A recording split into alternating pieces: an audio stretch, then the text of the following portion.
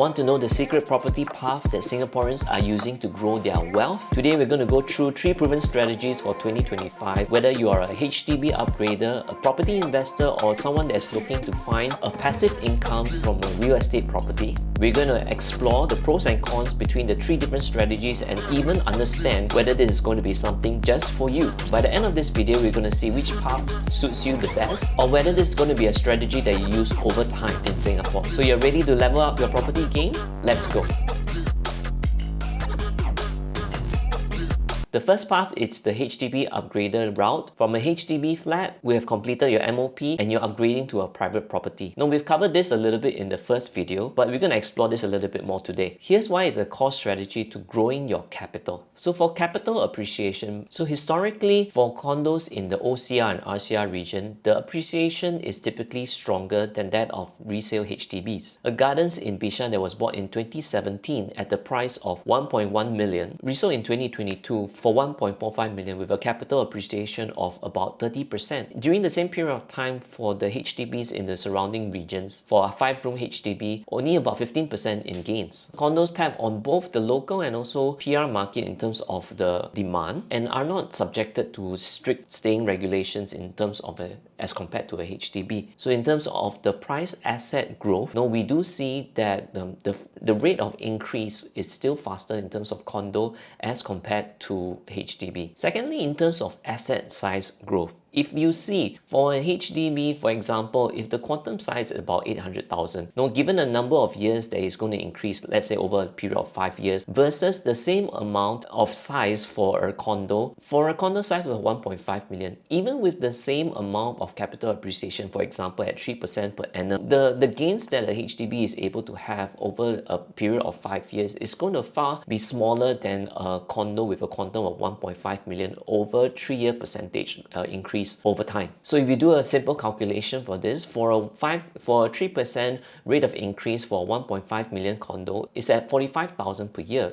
But in comparison with a HDB of a 700,000 quantum, 3% is only about 21,000 per year. So this is the power of the capital magnitude. In fact, the asset class is different. The larger it is in terms of your asset class, the multiplication effect will increase over time because simply your base for calculation and multiplication is already bigger to start with. So if you stretch that over a period of 5 to even 10 years, the amount of capital appreciation that you would have is far greater for a condo as compared to a HDB. So the third point would be in terms of leveraging your CPF monies. So many upgraders are able to utilize better appreciation of their CPF money because you're able to put your money into something that is growing faster than the regular 2.5% for your CPF amount. For example, if you leave your CPF idle in the account at 2.5% versus someone else who puts their amount to work for them in terms of the asset that is growing faster than 2.5%, then you're making more out of the same amount of time with the CPF money that you're able to have. So remember, this is something that you're able to make use of and you don't have to actively do something to cause your money to grow. If you're putting your money into an asset class that is growing faster, then it's working for you. So make your money work for you. And furthermore, it's also a form of forced savings as well, because every month, if you're putting your money into a mortgage, you're paying for interest. Yes, it's the cost of borrowing, but in terms of that, you're also paying for your principal at the same time. And the principal that you're putting your money in goes back to you. It is part of the asset they are paying for. So over time, that forced savings is still something that is good for you. In fact, you're leveraging greater growth percentage over the same amount of time versus someone else who leaves their money idle in the CPF. So how do you execute path number 1 well for the HDB upgrader? Firstly, it is to sell high but buy wisely, right? To sell high but buy wisely. You see, timing matters for the HDB upgrader because over the past 5 years, you see that the HDB prices are actually growing at the fastest rate there has ever been. In fact, the rates have been the highest ever due to the lack of supply in the market as well as the demand that is overwhelming the resale market. So prices have been increasing bit by bit over the past 5 years. If you're a HDB upgrader right now, you need to understand that this growth will not carry on forever. What we are already starting to see is that the cooling off of the market is starting to hit.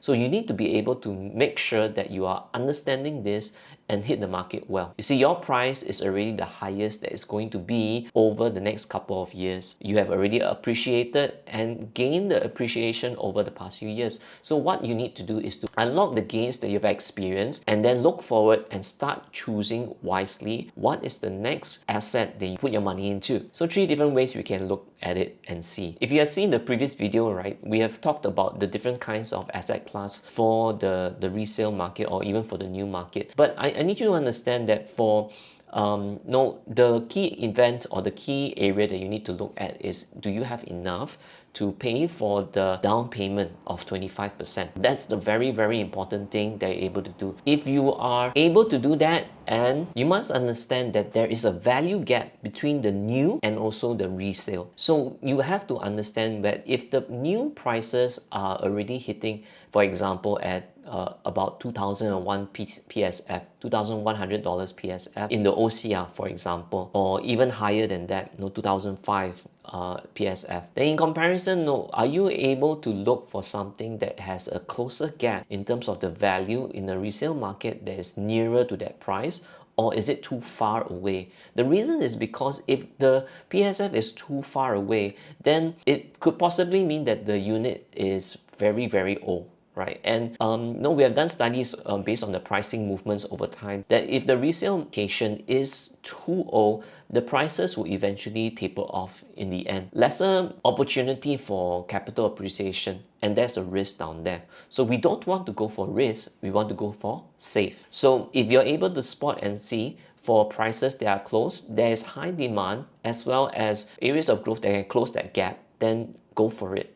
That's something that you're able to do for a HDB upgrader. So another point that will help you to be wise is to choose the growth areas. So how do you know that? You need to understand for Singapore, although land is so sparse, the government has given, in a sense, the plans needed to develop various areas in Singapore. Of course, for example, in the recent URA master plan that has been launched in 2025, you're able to spot certain areas that the government has already earmarked for development, for growth, for investment. And this is a very important thing because the more investment that the government is putting in particular areas, it will mean that there will be more facilities, it will mean that there will be more transportation, infrastructure, and all these take up a lot of investment money from the government. And from a perspective as a HDB upgrader, one of the ways that you can leverage on is to look at the growth area, see what's going to come about, and then based on that, you see that whether you want to go into the area and see the growth. If you're able to look into the historical areas in Singapore, just a very simple one, areas like the northeast of Singapore where you have your Sengkang, your Punggol. Back then, more than 10-15 years ago, the government did develop a lot of infrastructure, plans to build those areas, and it used to be that those areas had very little development, very little HDBs. In fact, those people that first moved into Sengkang and Punggol areas at the very beginning, they were all complaining that there isn't any facilities for them. But look at that, 10 years, 15 years from that time right till now, you can see the growth. But not only we see the infrastructure growth, you have your NEL line, you have the city town planning that has been put in place. The pricing growth that we have seen over the number of years, quite substantial. If you see the graph down here, areas in Sengkang, areas that follow the northeast line are actually growing substantially of the level of investment that is done. But back then, if you are those people that look at, it's a far area, there isn't, the MRT is only just starting out or it's not developed yet. Look at those people now because they had bought in at a really, really base and low price and basically ride the appreciation. So be wise in your buying. Essentially, you need to understand, sell high, but buy wise. Buy wise.